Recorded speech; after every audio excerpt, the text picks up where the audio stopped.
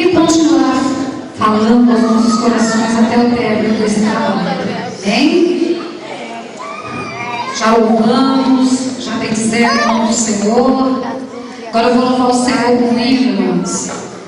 E os adolescentes vão estar representando o que eu vou louvar aqui.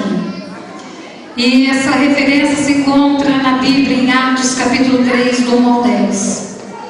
Eu quero dizer para você que o nosso Deus, Ele operou no passado, Ele opera hoje também, Ele não mudou. Nós mudamos, mas o nosso Deus, Ele é eterno, Ele não muda. E Ele está aqui. Ele fez algo tremendo lá no passado e Ele hoje pode operar grandes coisas na minha vida, na tua vida, se ficarmos ligados no trono da graça. Se ficarmos aqui espiritual, ligados, irmãos, despreocupados com o que vai fazer daqui a pouco, amanhã. Liga no trono da graça, grandes coisas o nosso Deus fará na nossa vida.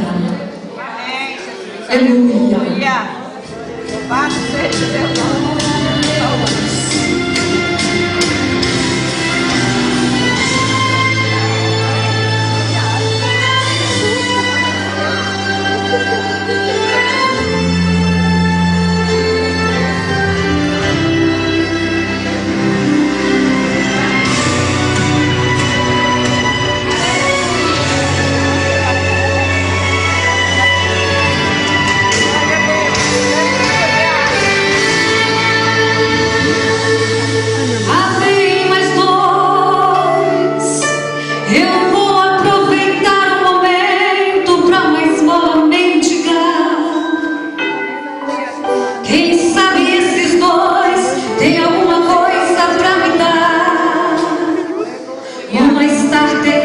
Uma dracma ou uma moeda.